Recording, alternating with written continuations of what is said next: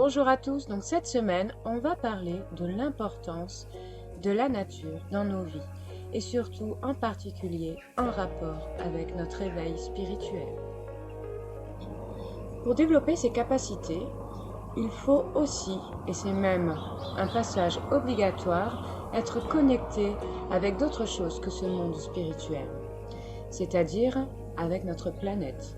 Alors cela paraît logique, pour autant, lorsqu'on commence un éveil, on a tendance à partir dans tout ce qui est, entre guillemets, paranormal, mais on oublie de rester avec ce qui nous compose, ce qui fait de nous des êtres humains, c'est-à-dire notre environnement. Alors, lorsqu'on est dans une démarche de s'éveiller spirituellement, on découvre des nouvelles choses, on prend un peu partout et on commence un espèce de cycle qui est très intéressant, hein. Si je devais prendre une forme géométrique, j'utiliserais la spirale, hein, parce que du coup, ça représente l'évolution. Et à partir du moment où on commence à mettre un pied à vouloir développer toutes ces capacités spirituelles et apprendre, se nourrir pour pouvoir continuer à développer toutes ces sensations et ces vibrations, eh ben, on est dans un perpétuel mouvement qui ressemble un petit peu à cette spirale. Voilà. Et qui est aussi d'ailleurs, si vous regardez bien, c'est aussi le dessin de notre galaxie. Alors chaque jour, il est important de se recueillir, d'aller se promener dans la nature le plus souvent possible. Que ce soit une forêt, que ce soit un chemin de campagne, que ce soit un parc, suivant là où vous vivez, ou que ce soit la mer, pourquoi pas. Ou autre chose, quoi qu'il en soit, notre nature est sacrée. Et celle-ci nous permet de retrouver une paix intérieure. N'avez-vous jamais remarqué qu'après une promenade, vous vous sentez vidé, mais en même temps en paix? Cela vous permet de réfléchir, cela vous permet de faire un point sur vous. Et cela vous permet aussi de ressentir en vous, de façon très souvent inconsciente, les bienfaits de notre mère nature. Donc là, ce dont je vous parle, ça va être d'aller vous promener en pleine conscience. Si tu as de la verdure autour de chez toi, que ce soit un parc, que ce soit une forêt ou encore la mer, l'étang, la rivière. Le bonheur de ressentir la terre entre ses mains ou encore du sable, sentir les embruns de la mer, aller se promener sur le port, toutes ces choses-là vont vous apporter un potentiel à vous éveiller plus rapidement. Tout simplement parce que vous êtes en train de vous recentrer sur vous et de ressentir ce qui est bon pour votre être.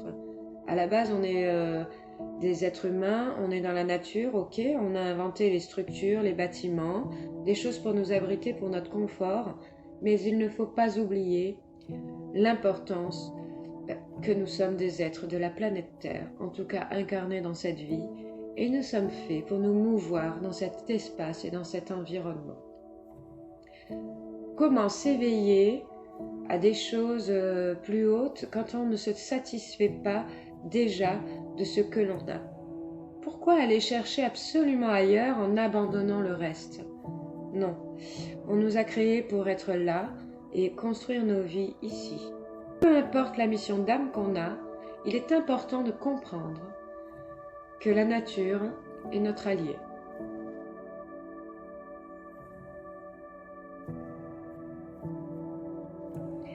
Alors nous, les êtres humains, lorsqu'on découvre des nouvelles choses, qu'on commence à palper des nouvelles sensations, on a tendance à aller tout droit, la tête dedans, et de vouloir vite comprendre, vite être dans la capacité de se servir de tout ça, de développer encore, de se mesurer à une espèce d'échelle. Et donc ça c'est quand même positif. Par contre, ce qui peut être négatif, c'est par exemple, si dans l'éveil je devais faire une analogie par rapport à ça, mettons que on ajoute des maillons. Donc par exemple, je développe ma sensation avec mon énergie, hop, il y a un maillon. Puis je développe aussi la discussion avec mes guides, un deuxième maillon qui s'emboîte, etc. etc. Et donc à la fin, on commence à construire une belle spirale, une belle chaîne qui évolue, quelque chose qu'on travaille sur un premier plan, puis qu'on va revenir travailler plus en profondeur encore et encore. Et c'est ça l'évolution. Ça, c'est très très bien. Ce qui peut y avoir de pas terrible ou de négatif, j'aime pas utiliser le mot négatif, mais je suis obligée de l'utiliser. Ce qui peut être négatif, du coup, c'est qu'on ait des maillons qui soient plus faibles que les autres. Quand on part un petit peu avec la découverte de son âme et de ses vibrations, on a tendance à laisser un petit peu derrière l'être humain. On va rejeter tout ce qui était de nous jusqu'à maintenant, c'est-à-dire notre mental et l'identité qu'on a depuis notre naissance. C'est-à-dire qu'on a tendance à renier de façon inconsciente cette partie de nous qui n'avait pas compris jusqu'à maintenant qui on était, c'est-à-dire quel être spirituel nous étions.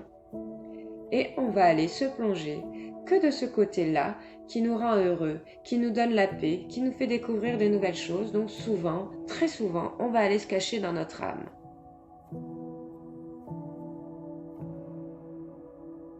Là où je veux en venir par rapport à ces maillons, c'est-à-dire qu'à arriver à un moment, on va avoir des maillons beaucoup plus faibles que les autres.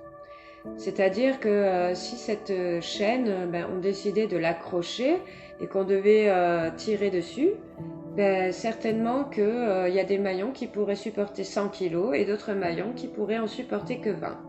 Alors, pourquoi je me suis montrée un petit peu dans la nature dès le début? C'était pour vous montrer un petit peu cet exemple-là. C'est-à-dire que moi, par exemple, quand j'ai commencé mon éveil spirituel, je suis allée un petit peu de partout, mais j'ai oublié de rester ancrée sur Terre. C'est-à-dire que pour rester ancré sur Terre, il faut aussi commencer à développer ce besoin, ce bonheur d'ailleurs, d'aller dans la nature, dans notre environnement, pour pouvoir aussi se recentrer dans notre corps.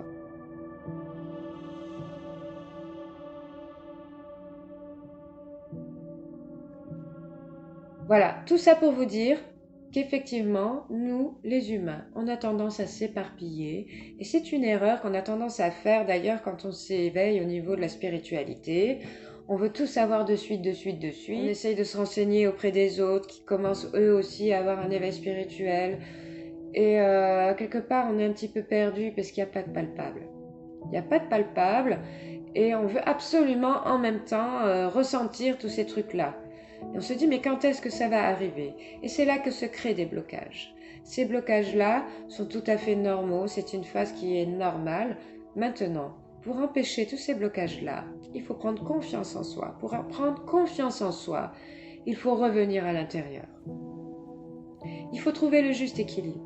Ce n'est pas un coup je pars en haut, je vais m'apercher et je commence à être sur ma spiritualité. Et un coup, je retourne dans mon côté humain. Ah, tiens, la spiritualité me manque, tiens, je devrais y retourner. Ah, tiens, mon humanité me manque, je devrais y retourner.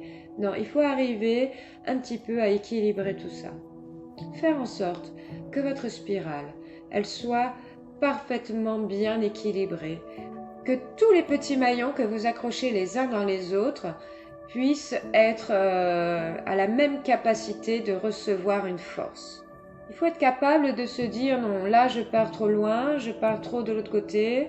Ça ne veut pas dire que c'est pas bien, attention, puisque ces capacités, il faut bien les développer un jour. Donc vous allez ressentir toutes ces choses-là, tous ces bonheurs en vous, autour de vous, et vous allez vouloir y rester, c'est tout à fait normal. Donc moi je voulais juste vous expliquer ça, c'est-à-dire qu'au début de mon éveil spirituel, j'avais laissé l'environnement. Nous sommes des êtres terriens, et en cela, nous sommes incarnés. Et nous ne pouvons nous faire croire autre chose.